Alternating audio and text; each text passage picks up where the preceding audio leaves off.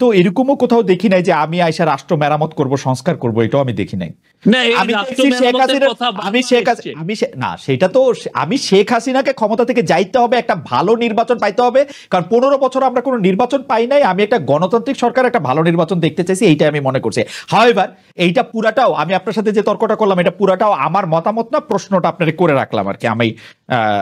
আমি জানি যে আপনি ব্যাপারটা নিয়ে ভাবতেছেন, ভাববেনও আর কি।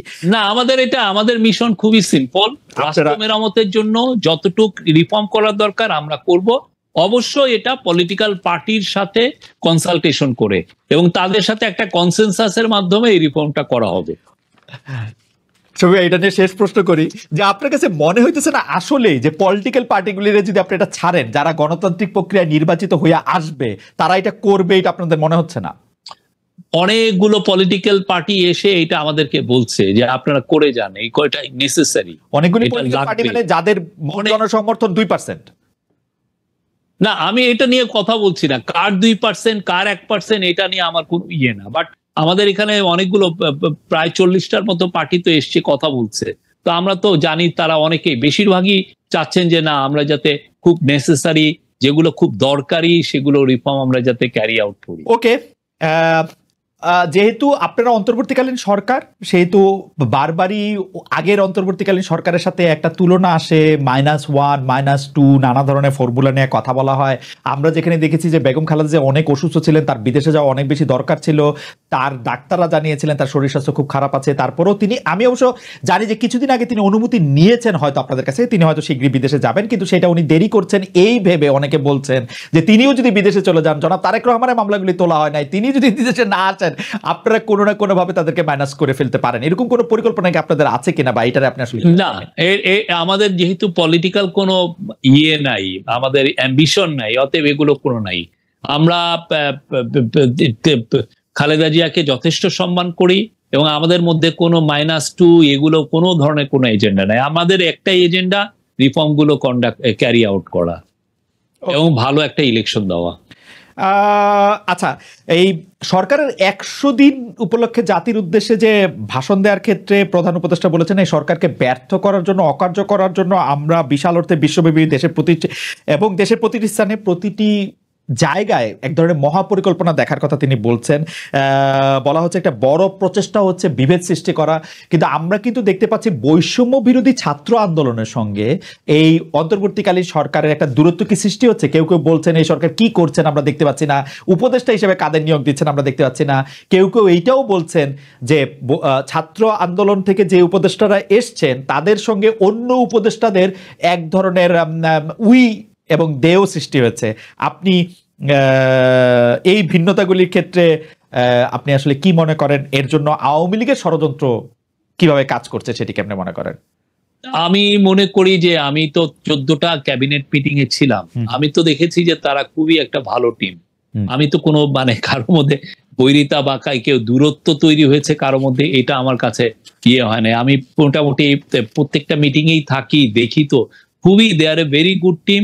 আর সত্যিকার অর্থে কিছু কিছু ক্রিটিসিজম খুবই হেলদি। আমরা চাই যে সমস্ত বাংলাদেশের যারা আমাদের যদি দুর্বলতা থাকে, আমরা যদি মিস্টেক করি, সেটা বৈষম্য বিরোধী ছাত্ররাই হোক আর পলিটিক্যাল পার্টি হোক, তারা আমাদেরকে ক্রিটিসাইজ করুক, তাহলে আমরা বুঝবো যে আমরা ঠিক করছি নাকি বেঠিক করছি।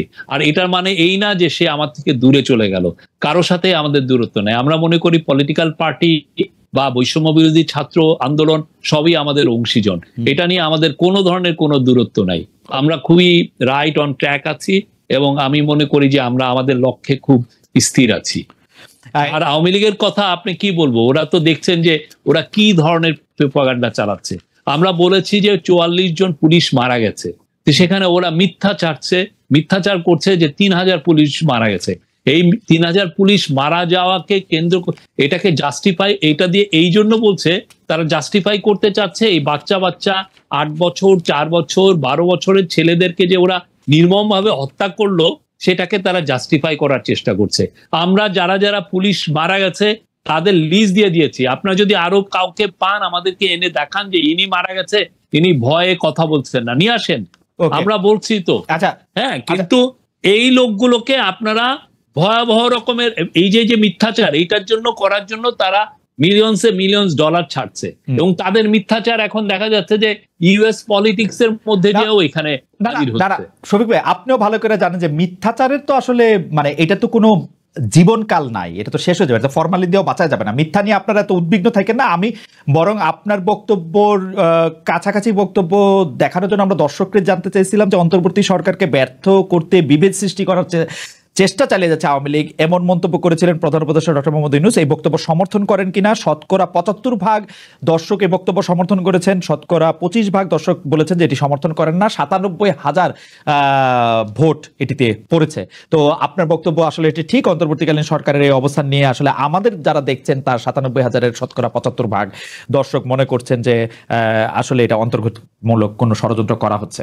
আমরা একটু সংবাদ মাধ্যম নিয়ে কথায় আসি শফিক ভাই, যে সাংবাদিক নেতাদের পক্ষ বিপক্ষ বহুদিন ধরে আছে, এটা নিয়ে আপনিও সাফার করেছেন, আমরাও সাফার করেছি। আমরা যে কোন পক্ষ ডিউজে কোনটা, বিবিএফএসি কোনটা, প্রেস ক্লাবে গেলে কোন পক্ষ চা খাইতে বলে আর কোন পক্ষ সিগারেট খাইতে বলে, সেটা নিয়ে আমরা আসলে নানা ধরনের ঝামেলার মধ্যেই পড়ছি। কিন্তু ৫ আগস্ট আওয়ামী লীগ সরকারের পতনের পর কিছু কিছু মিডিয়া হাউস আক্রান্ত হয়েছে, কোনো সাংবাদিকের বিরুদ্ধে হত্যা মামলা হয়েছে, অনেকের এক্রিডিটেশন কার্ড বাতিল হয়েছে, সর্বশেষ প্রেস ক্লাবের সদস্যপদ স্থগিত করা হয়েছে অনেক সাংবাদিকের।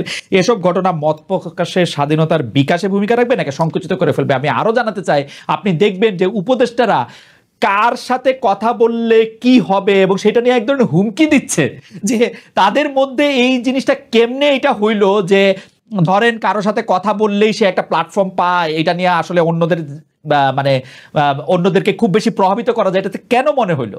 আমরা যেখানে বলতেছিলাম শফিক ভাই, আমি শেষ করি কথাটা, আমি যেখানে বলতেছিলাম যে শেখ হাসিনার যদি সাহস থাকে ক্ষমতা থেকে নাইমে অন্য কোথায় একটা দিয়ে ইলেকশন দেখ, তার সবকটা মেশিনারি ব্যবহার করেও তো থাকতে পারে নাই, এত ভয় কিসের জন্য? বিশেষ করে সংবাদ মাধ্যমে কে আসবে না আসবে? শফিক ভাই, না, আমাদের তরফ থেকে সংবাদ মাধ্যমের স্বাধীনতা সংকোচনের কিছুই করা হয়নি। আমাদের, আপনি জানেন ট্র্যাডিশনালি সংবাদপত্রের স্বাধীনতা কেমনে সংকোচন করা হয়। আমাদের এটা অ্যাডমিনিস্ট্রেটিভ, আগে ডিজিএফআই কে ইউজ করা হতো, এনএসআই কে ইউজ করা হতো, প্রাইম মিনিস্টার অফিসের যে প্রেস টিম, যেটা এখন আমি লিড করছি, তাদের কাজই ছিল নিউজ নামানো, একে থ্রেড দেওয়া, ওকে থ্রেড দেওয়া। আপনি নিজে এটার একজন ভিকটিম। না, আমি আমার থ্রেড দেন না, ব্রিলিয়ান্ট একটা প্রোগ্রাম করতে, আমি ভিকটিম না, আমার কথা, আপনি কেউ যদি আপনাকে বলে, কোন পত্রিকা, কোন টিভি স্টেশন, কোন ওয়েবসাইট যদি বলে যে আমাদের এই নিউজটা সরাতে বলেছে, আমাদের এই নিউজটা কিল করতে বলেছে, বা আমার এই লোকটাকে ফায়ার করতে বলেছে, আপনি আমাকে বলেন। আর আপনি ইয়ের কথা বলেন, এই যে অ্যাক্রিডিটেশনের কার্ড ছাত্রলীগের ছেলেকে দেওয়া হয়েছে, যুবলীগের ছেলেকে দেওয়া হয়েছে, এবং এদেরকে দিয়ে এদের বিশাল একটা অংশের ৫,০০০ অ্যাক্রিডিটেশনের মধ্যে ১৬৯ জনের অ্যাক্রিডিটেশন নাই। তো এদেরকে পুরো একটা বিশাল অংশের কাজ ছিল সচিবালয়ে যে লবিং করা, ওর হয়ে দেনদের বর করা, ওর হয়ে ইয়ে করা। আমরা তারপরে বলেছি, আপনি যাদের বাতিল করেছেন যে আপনার প্রতি অন্যায় করা হয়েছে, আপনি আমাদেরকে বলেন, আমরা আবার রিভিউ করব।